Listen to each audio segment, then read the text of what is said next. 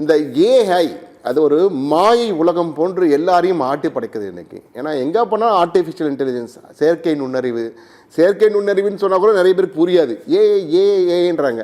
இன்னும் சொல்லப்போனால் AIDS, artificial intelligence and data science, அந்த இன்ஜினியரிங்க்கு வந்து நிறைய மவுஸ் கூடி இருக்குதுன்னு சொல்கிறாங்க. கம்ப்யூட்டர் சயின்ஸுக்கு ஈக்குவலாக அதற்கும் நிறைய பேர் கேட்குறாங்க. தொடர்ந்து இதுக்கு எங்களுக்கு தொடர்ந்து நிறைய அழைப்பாளர்களும் அதை தான் கேட்குறாங்க. எனவே இந்த ஆர்டிஃபிஷியல் இன்டெலிஜென்ஸ் படிப்பதால் பலன் என்ன, நிச்சயம் பலன் உண்டா, இல்லை அது ஒரு மாயை மாதிரி வந்துட்டு போகக்கூடிய ஒரு மின்மினி பூச்சா இல்லை துருவ நட்சத்திரமா சார்? கரெக்டாக சொல்லுங்கள் சார். இல்லை, அது எல்லாருக்குமே முதல்ல அந்த ஒரு பயம் இருக்க தான் செய்யுது. எங்களுக்குமே வந்து வேலை செய்யும் போதோ இந்த ஏஐன்ற வார்த்தை கேட்டவொடனே ஒரு மாதிரி பயமாக இருந்துச்சு. எங்கே ஏஐ நம்மளோட வேலையை எடுத்துக்குமா இல்லையா அப்படின்றது. இங்கே கொஞ்சம் நம்ம புரிதலை கொஞ்சம் நல்லா தெளிவாக புரிஞ்சுக்கிட்டா என்னன்னா, ஏஐங்கிறது நம்மளுக்கு ஹெல்ப் தான் பண்ண போகுது தவிர நம்மளை வந்து அது அவாய்ட் பண்ண போகிறது கிடையாது. ஏஐலாம் நம்மளுக்கு த்ரெட்டே கிடையாது. நம்ம ஏஐ யூஸ் பண்ணி நம்ம செய்கிற வேலையை இன்னும் எப்படி ஃபாஸ்ட்டாக, எஃபிஷியண்ட்டாக, ஒரு பர்ஃபார்மன்ஸ் ஓரியன்டாக எப்படி பண்ணலாம், சீக்கிரமாக வந்து ஒரு மக்களோட ப்ராப்ளத்தை சால்வ் பண்ணுறது எப்படி, எந்த வித ப்ராப்ளத்தையும் வந்து கொஞ்சம் சீக்கிரமாக சால்வ் பண்ணுறது எப்படி அப்படின்னு சொல்லிட்டு ஃபஸ்ட்டு ஏஐனா நம்ம வந்து புரிஞ்சிக்க வேண்டியது என்னன்னா, நம்ம தான் வந்து ஏஐயை நம்ம ட்ரெயின் பண்ணுறோம். ஏஐனா என்னென்னா ஒரு சிஸ்டமையோ ஒரு கம்ப்யூட்டரையோ ஒரு மிஷினையோ நம்ம வந்து எப்படி ஒரு ஹியூமன் மென்டாலிட்டிக்கு திங்க் பண்ண வைக்கிறது தான் ஏஐ நம்ம சொல்லலாம்.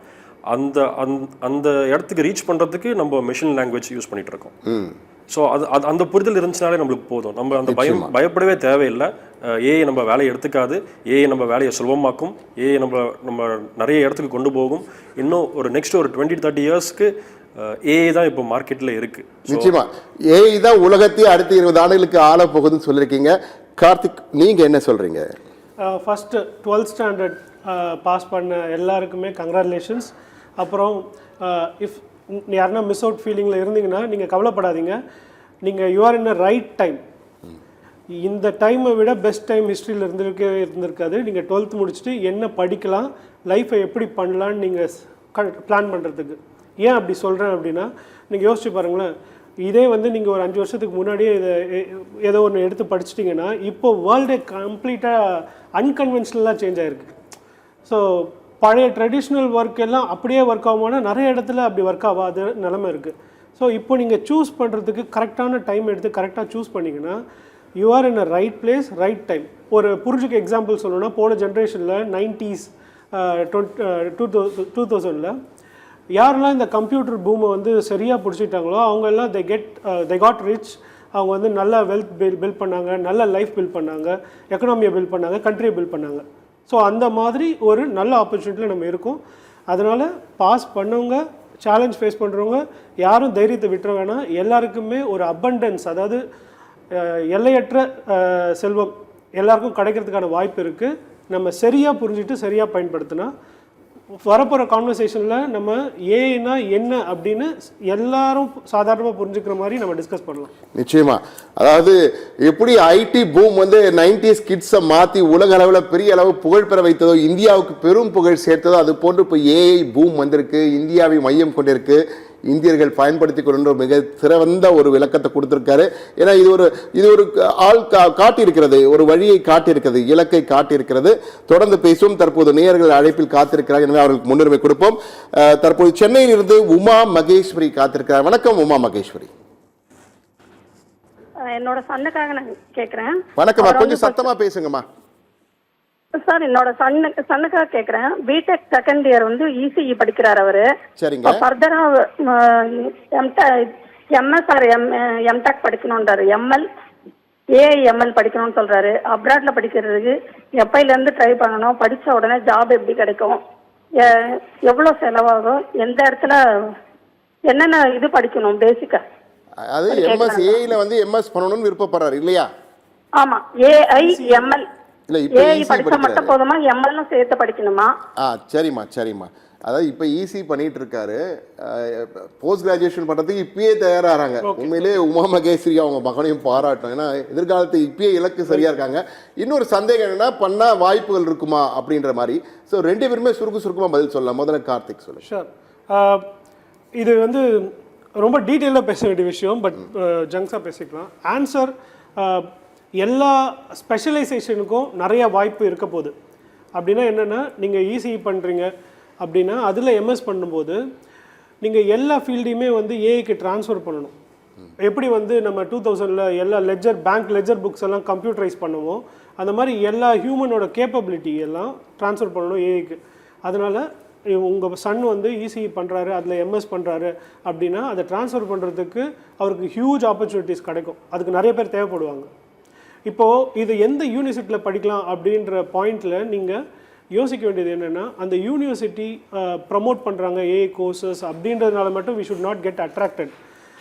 அதில் ஏற்கனவே படித்து வெளியே வரவங்க கரண்ட் இண்டஸ்ட்ரி எக்ஸ்பீரியன்ஸ்லேருந்து லெக்சர் கொடுக்குற ப்ரொஃபஸர்ஸ் அங்கே இருக்காங்களா, கெஸ்ட் லெக்சர்ஸ் எவ்வளோ ப்ரீமியம் இண்டஸ்ட்ரியிலேருந்து வராங்க அப்படின்றத என்கொயர் பண்ணிவிட்டு அவங்களோட கொலாபரேட் பண்ணணும். 3வது வேலைவாய்ப்பு எப்படி கிடைக்கும்ன்றது. ஆக்சுவலாக அவங்க இன்னிலேருந்தே வேலை செய்ய ஆரம்பிச்சிடலாம். ஏன்னா அவங்களே வந்து ஒரே இடத்துல உட்காந்து ஒரு ப்ராஜெக்ட் பில்ட் பண்ணலாம். அந்த பில்ட் பண்ண ப்ராஜெக்டை சோஷியல் மீடியாவில் லிங்க்டின்லலாம் போஸ்ட் பண்ணலாம். ஸோ அது மூலியமாக நிறைய பேர் அட்ராக்ட் ஆவாங்க. அவங்களுக்கு இப்போயே கூட ஒரு கிளைண்ட் கிடச்சி பே பண்ணுற லெவல் போகலாம். So the good time to start now. பேரலாக அவங்க எம்எஸ் படிக்கலாம். அப்போது வந்து அவங்களோட ஆப்பர்ச்சுனிட்டிஸ் இன்னும் ஹியூஜ் ஆகும். நிச்சயமா உமா மகேஷுக்கு புரிஞ்சிருக்கும். மணி, நீங்கள் என்ன சொல்ல போகிறீங்க அவங்களுக்கு சுருக்கமாக? கார்த்திகா டச் பண்ணார் அந்த லிங்க்டின் அப்படின்னு சொல்லிட்டு. அந்த மாதிரி நிறைய ப்ரொஃபஷனல் சோஷியல் நெட்வொர்க் இருக்குது. அதில் நம்ம எல்லாத்தையுமே என்ரோல் பண்ணிவிட்டு அந்த இப்போ ஒரு காலேஜ் சூஸ் பண்ணுறீங்க அப்படின்னா அந்த காலேஜோட பேஜை போயிட்டு ஃபாலோ பண்ணிவிட்டு அந்த காலேஜ் என்னென்ன ப்ரொமோட் பண்ணுறாங்க, எப்படி அவங்க காலேஜ் மார்க்கெட் பண்ணுறாங்க, அந்த காலேஜில் படிப்பு முடிச்சிட்ட பிறகு எப்படி பிளேஸ்மெண்ட்ஸ் கொடுக்குறாங்க, அதெல்லாம் நம்ம கொஞ்சம் முன்னாடியே ஒரு வருஷத்துக்கு முன்னாடியே நம்ம ஒரு அனலைஸ் பண்ணி வச்சுருந்தோம்னா நம்மளுக்கு எந்த காலேஜ்னு டிசைட் பண்ணுறது ரொம்ப ஈஸியாக இருக்கும். ப்ளஸ் இப்போது நிறைய சோஷியல் நெட்வொர்க்கில் பார்த்தீங்கன்னா நிறைய வீடியோஸ் இருக்குது, நிறைய லேர்னிங்ஸ் இருக்குது, நிறைய எஜுகேஷன்ஸ் இருக்குது, எல்லாமே ஃப்ரீயாகவே இருக்குது. நம்ம காசு கொடுத்து படிக்கணுன்ற அவசியமே கிடையாது. நிறைய பேர் அந்த சொந்த மொழியிலே படிக்கலாம், தமிழில் படிக்கலாம், ஆங்கிலத்தில் படிக்கலாம், ஹிந்தியில் படிக்கலாம், எதில் வேணால் படிக்கலாம். உங்களுக்கு இன்னும் கொஞ்சம் அதிகமாக வேணும்னா கொஞ்சம் ஒரு கோர்ஸ் வந்து 500 ரூபாய்க்கு, ஏஐ கோர்ஸ் வந்து 500 ரூபாய்க்கே ஸ்டார்ட் பண்ணலாம். அதோட எக்ஸ்பெரேஷன் பார்த்தீங்கன்னா அன்லிமிட்டட் எக்ஸ்பெரேஷன். நீங்கள் மொபைலில் யூஸ் பண்ணிக்கலாம், டிவியில் யூஸ் பண்ணிக்கலாம். நாங்கள் காலேஜ் படிக்கும்போது எங்களுக்கு இந்த ஆப்பர்ச்சுனிட்டிலாம் கிடைக்கல. இப்போ ஃபோன்லேயே பார்த்துக்கலாம். ஸோ நம்ம போய் தேடி பார்த்தா நம்மளுக்கு கண்டிப்பாக ஆன்சர் கிடச்சிரும். இப்போ தேடுறது ரொம்ப ஈஸியாக போயிடுச்சு. உங்கள் சன் வந்து ஈஸி படிக்கிறான் அப்படின்னு சொன்னாங்க. இப்போ வந்து மொபைல் தான் எல்லாமே இருக்குது. எலக்ட்ரானிக்ஸ் அண்ட் கம்யூனிகேஷன் இன்ஜினியரிங் அதில் ஏஐ நிறைய வந்திருக்கு. இப்போது நீங்கள் பார்க்குற இந்த சேட் பாட்ஸ் பார்க்குறீங்க, தானாகவே பதில் சொல்கிறது, தானாகவே இஷ்யூ ரிசால்வ் பண்ணுறது, அதெல்லாம் போயிட்டு கொஞ்சம் டீப் ரிசர்ச் பண்ணி பார்த்தோம்னா நம்மளுக்கு அந்த ஐடியா கிடச்சிரும். நிச்சயமா நல்ல ஒரு 2 பேருமே ஒரு நல்ல பாசிட்டிவான தொடக்கத்தை கொடுத்துருவா. உமா மகேஸ்வரி, உங்களுக்கு தெளிவாக புரிஞ்சிருக்க நினைக்கிறேன். நிச்சயம் உங்கள் மகனை படிக்க சொல்லுங்கள்.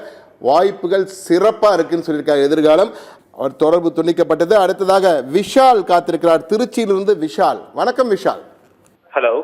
வணக்கம். சொல்லுங்க விஷால், உங்க கேள்வியை கேளுங்க. அடுத்த இலக்கு சார், நாங்கள் சிஎஸ்சி குரூப் எடுத்துட்டு மேற்கொண்டு ஏஐ படிக்கலாமா அப்படின்னு கேட்குறோம் சார்.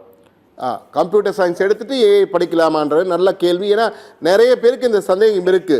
அதாவது ஏஐ டைரக்டா படிக்கலாமா இல்லை வந்து வேல்யூ ஆடடாக படிக்கலாமா அப்படின்ற ஒரு கேள்வி இருக்குது. எனவே கார்த்திக், நீங்கள் வழிகாட்டலாம். ரொம்ப நல்ல கேள்வி இது. இப்போ வந்து பார்த்தீங்கன்னா ஏஐ நீங்கள் எப்படி புரிஞ்சுக்கணுன்னா எலக்ட்ரிசிட்டி மாதிரி.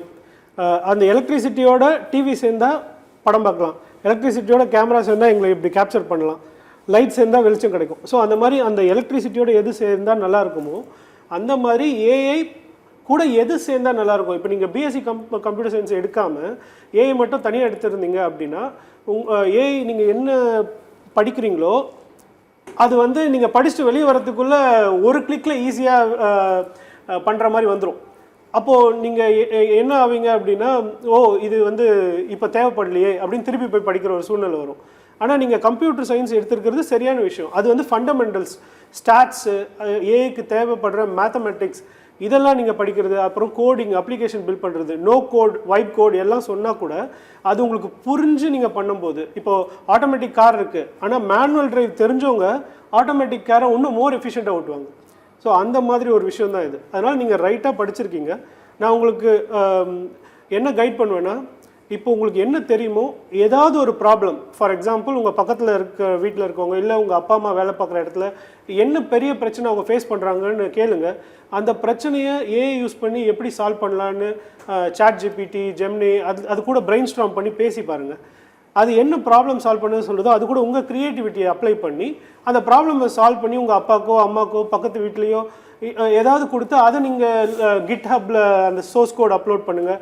இதெல்லாம் என்னென்னா ஒரு வெல்த், ஓகே கோல்டு, பணம், டாலர் இதெல்லாம் என் போர்ட்ஃபோலியோ இருக்குது அப்படின்னு ஒரு வெல்த் போர்ட்ஃபோலியோ இருக்க மாதிரி உங்களோட ப்ரொஃபைல் போர்ட்ஃபோலியோ ஒன்று இருக்கும். முன்னெல்லாம் ரெஸ்யூம் மட்டும்தான் பேசும். இப்போ அப்படி கிடையாது. நீங்கள் பண்ண ஒர்க் பேசும், அதை நீங்கள் கிட்டப்பில் ஸ்டோர் பண்ணணும், லிங்க்டின்ல ப்ரொஜெக்ட் பண்ணணும்.